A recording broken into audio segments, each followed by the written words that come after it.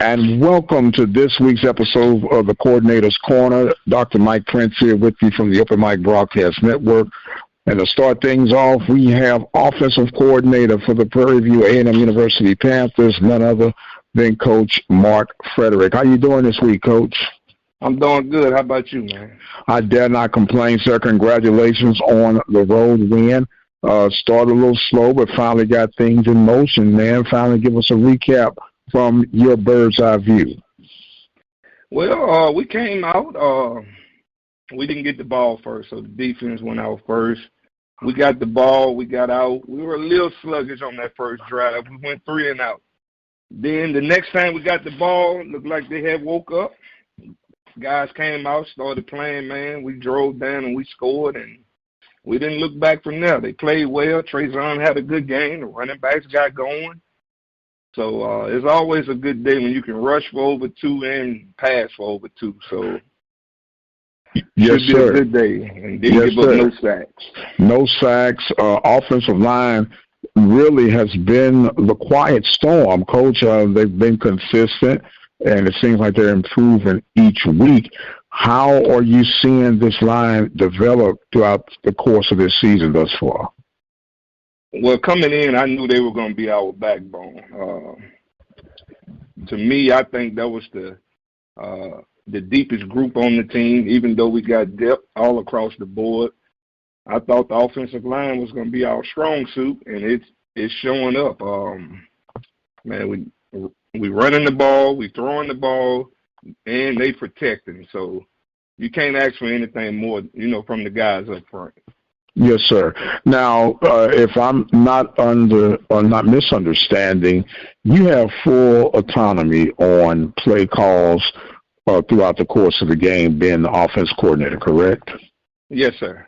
Okay. Well, the reason I'm asking that, Coach, during our simulcast of this past week's game, there was some complaining, I should say, from the opposing team's announcers, and they felt that maybe we should have called the dogs off, but I'm like, maybe you're not understanding that we're in the middle of a race, and everything matters. Points matter, finishing matters, and when you got guys who are not getting much time to play and they get a chance to show on tape what they can do, you can't go in there and tell a guy who's been conditioned to go all out to all of a sudden rein in the horses, can you?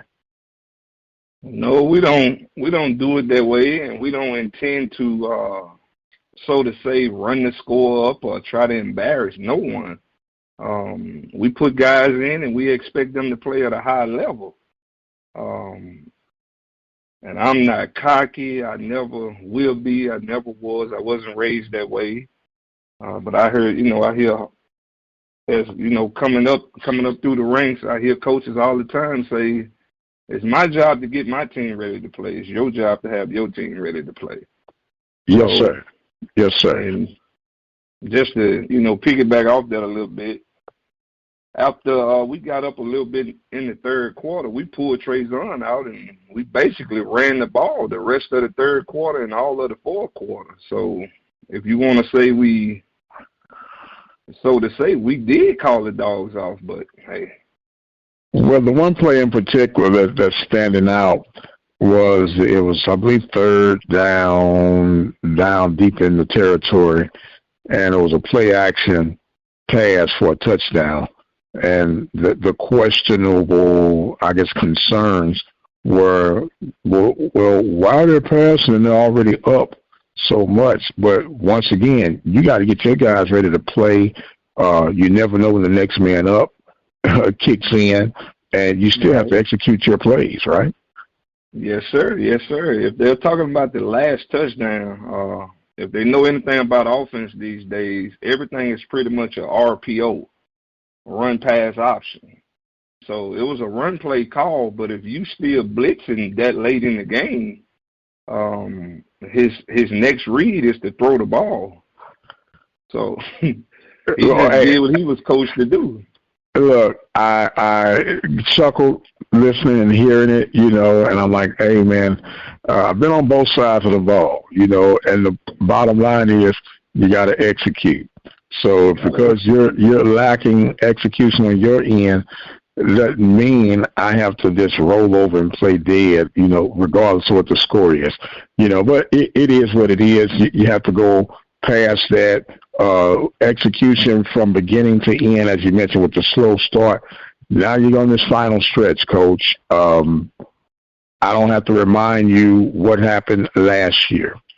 I don't have to even explain to you the importance of this game. It's basically you win, you're the champions for the second year in a row. What is it that Valley does? And when I say that, Valley is one of those sneaky good teams, even though their record is not indicating it. They play hard from beginning to end. What is it that Valley tries to dictate from the defensive side that you're going to have to be prepared for this week? Well, I can tell you one thing. Coach Dancy has those guys playing hard. 1-9 or whatever the record might say they are, that's not the type of team they are. That defensive line, and I don't want to say the guy's name wrong, but number 50, I think it's Thomas. Mm-hmm. That kid can play, man. That kid can play. I think he leads the conference in sacks. He's coached very well. He play hard every play, and he's not very big, so guys overlook him, but we won't. We know he can play. We know what he brings to the table. And they got another kid on that front four, number 44.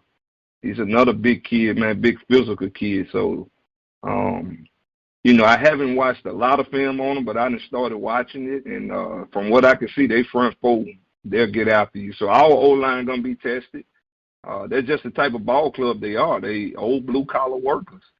And we know we're going to have our work cut out for us. Yes, sir. Yes, sir. Now, with everything matching up, you know that your line is going to have the hard hats on for this week. When you look at your skill positions and what they like to try to do on their back seven, what are you seeing that they do well on the defensive side of things? From just early observation, they look like they're a cover 4 team. They don't want to give up the deep play. They want you to earn it. They want you to drive the length of the field and not just give up explosive plays. So at the skill position, we're going to have to run the ball hard at the running back spot, and at the receiver spot, we're going to have to be precise in our route running. They got some good DBs as well. So we're going to have our work cut out for us. We're going to have to go in there into Mississippi Valley and play a good defensive team for sure. No doubt about it. Now, Coach, we talk all the time about the quarterbacks, the receivers, the running backs, and you've made more than one or two mentions throughout the course of the season about that offensive line play and how solid they've been, how deep they're being. Who would you say is that vocal leader on that offensive line? If you had to pick one player, not that one is greater than the other, but the one that you can count on, rain, sleet, snow, or shine. Oh, man, that would have to be Kobe Lewis, the left guard. He's the guy. He's the guy. He get them going. He's, so to say, the vet. He's been here since a freshman, and he's been playing ever since, man. Very smart kid and works hard. He comes to work every day. I don't think Kobe done missed a practice or a game yet. He's just that type of guy, and the O-line leans on him. Kobe gets him going, man. When he speaks, something is wrong as far as guys not doing what they're supposed to do. He get on them. But other than that, he just lead by example. So that's the type of guy you want in your program. Right here, homegrown, too. Yes, sir. Right out of Cypress, Texas. Kobe Lewis, as you said, been a fixture on that offensive line, and I guess the word is now just got to finish strong, right? Got to finish strong. Got to finish strong, man. Got to finish strong. Well, Coach, we are thanking you all for keeping that wheel running and oiled up. Got to finish out here at Edabina, Mississippi. I'm getting all my confidence in you. Got my bags packed, ready to keep this thing rolling, and want to give you some closing thoughts and comments as we wrap this portion of this week's episode up, sir. Only thing, we just want the guys to stay, keep supporting us, man. Keep motivating the players, and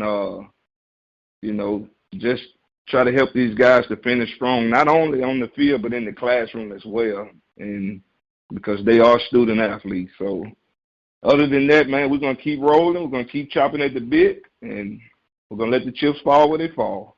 Yes, sir. Coach Mark Frederick, offensive coordinator of the Purdue A&M University Panthers, getting ready for the Mississippi Valley State Delta Devils. We want to pause real quickly, and we'll return. We'll have the defensive coordinator with us, none other than Todd Middleton. Listen to the Mike Prince Show, weekly edition of the Coordinator's Corner. We'll be right back. And welcome back to the Coordinator's Corner. Dr. Mike Prince here with you. We heard earlier from Mark Frederick of the offensive side of things, but now we're going to flip over to the defensive side, and we're going to hear from the deacon himself, and that's none other than Todd Middleton. How you doing this week, Coach? Good. How you doing? Well, look, I'm great. Congratulations, sir. And we got one more to finish out strong with, but before we get into that, give us a recap of how things look from your defensive side of the ball. I thought we came out and didn't execute at first. We missed some key tackles. There were several times we could have got them out of the drive, and we missed some tackles, allowed the drive to keep going.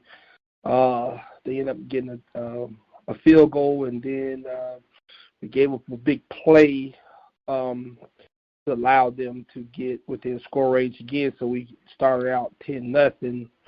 Our offense scored, and then we settled down and started playing a lot better, getting 3 and outs, pressuring the quarterback.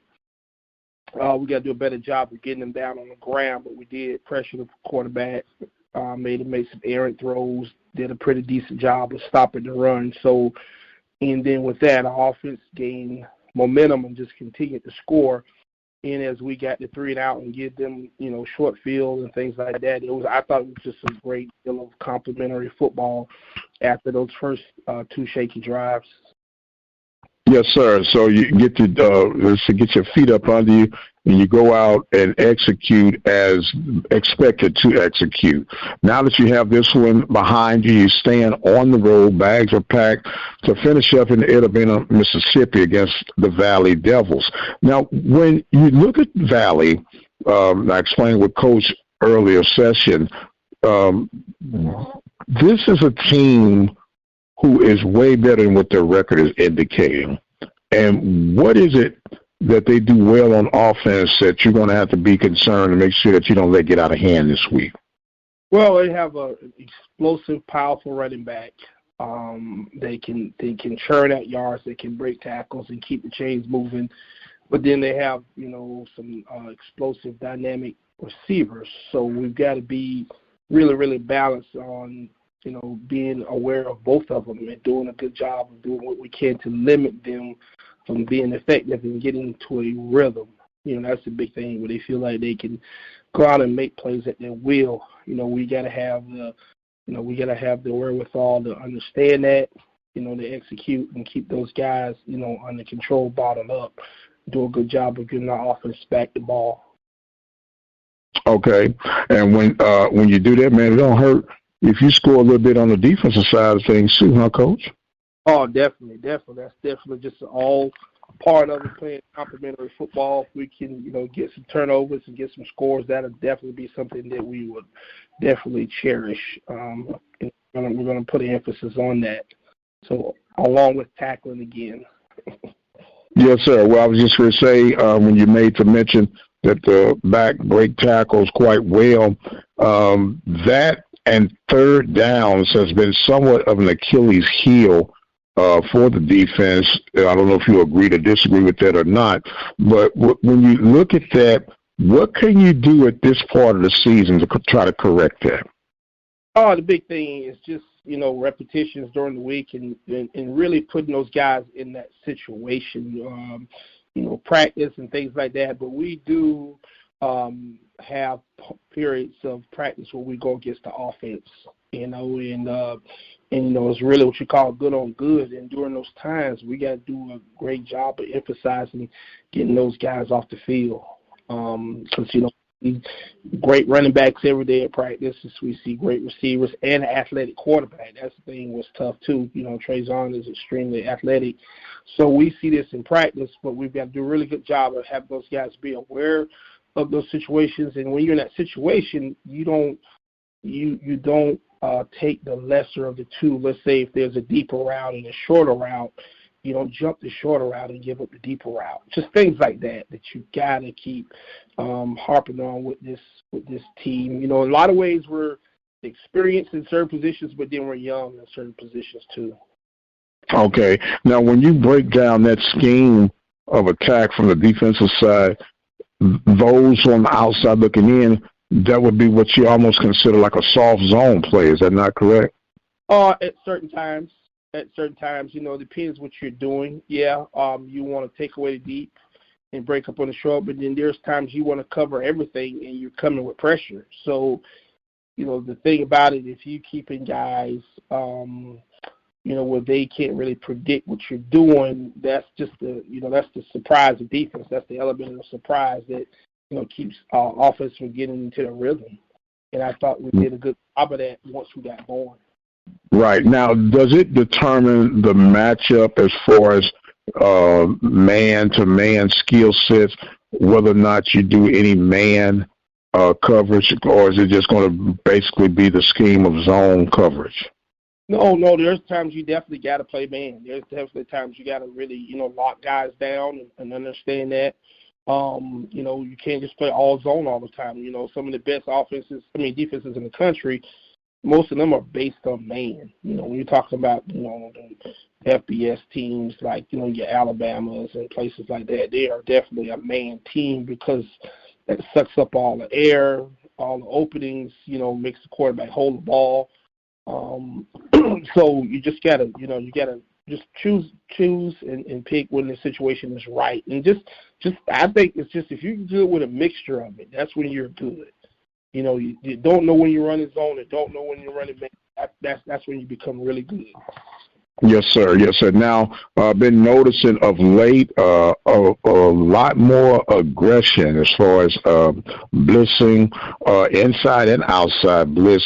Has that been predicated on the opponent or just a slight change of mentality and approach? A little bit of both. I think, we do better. I just think we play better when we're applying pressure and using our speed and athleticism on people. I think that's hard to deal with because we can come from so many angles. We have so many weapons. So we need to do, we decided, hey, we're going to utilize them. So, but that mixture, that's what we're looking for, that mixture. We're not going to sit back and just play soft. We're going to come at you at certain times. We're going to come at you when you don't expect it. Just all those things that makes us, a good defense. Yes, sir. Now, I got to put you on the spot again, Coach. Last segment we talked with Coach Frederick, and we know that everybody is working collectively together. But if you had to pick one player who's that vocal leader on and off the field, who would that player be on your defensive side and why? Well, the voice of Death Row, who does the most talking, is Troy James. You mean T-Roy James? T-Roy James, yeah. There you go. We got that memo. It's not Troy. He said T-Roy. Well, I didn't want to, I didn't know if his folks were listening. So if his folks are listening, to Troy, but to all of the Panther Nation, it's T-Roy. Okay. So James is that vocal leader, right? He is the vocal leader. He's the one that get everyone going. He's the one that sets the tone. He's the one that, hey, when we call up Death Row, he's like, hey, this is what we got to do, man. We know what's ahead of us. He's been here. He's been through it. He's played through pain. It's just time to, he when he speaks, they listen.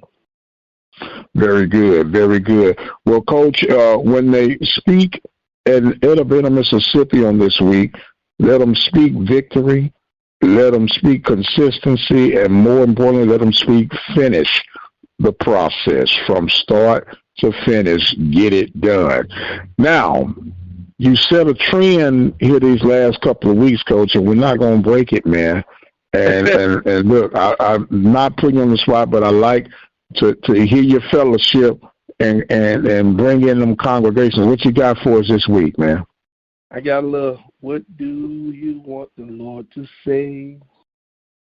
Well done, good and faithful servant. That is what I want the Lord to say. All right. You got another one, too? Joy bells, my soul. Joy bells keep ringing in my soul. Joy bells, joy bells, joy bells keep ringing in my soul. Oh, that's all right. That's all right. Todd Middleton, he is not only the defense of Death Row, but he's the deacon and the music minister of the Panthers congregation. That's all right, Coach. We want to give you some closing thoughts and comments, sir, and the floor is now yours. Just continue to support the Panthers on and off the field, like Coach Frederick said. Our guys, want to finish up strong academically on the field, and God just give us this grace and mercy traveling to Mississippi. Yes, sir. The travel to Mississippi for this weekend's matchup, as simple as this, ladies and gentlemen, the Panthers win. They're defending champions for the Western Division of the Southwestern Athletic Conference. Coach, we want to wish you nothing but the best, and I'll leave this parting piece of knowledge for you. They say good luck when you go out to battle, right, Coach? And when you break down the word luck, you spell it L-U-C-K, which simply stands for labor under correct knowledge. So it's not really luck, Coach. It's really being prepared. It's going in there to execute and coming back with that win and the title. And we wish you all of the success in the world, sir. Thank you. Thank you. He is Coach Todd Middleton. I am the radio guy, Dr. Mike Prince. We want to thank Coach Mark Frederick for joining in with us on this week's edition of the Coordinator's Corner. Panthers take their show back on the road to Urbana, Mississippi to take on the Mississippi Valley Delta Devils, and you'll be able to listen right here at the Open Mic Broadcast Network by simply dialing 857-777-0000. I got the exit stage left. My time is far spent, but you can follow me on Twitter at the Mike Prince Show. Subscribe to the YouTube channel at the Open Mic Broadcast Network. And if you miss us for any reason, you can always ask your smart device to play the latest episode of the Mike Prince Show. I got to go. My time is far spent. But until the next time, you guys be blessed, and we'll see you on the other side.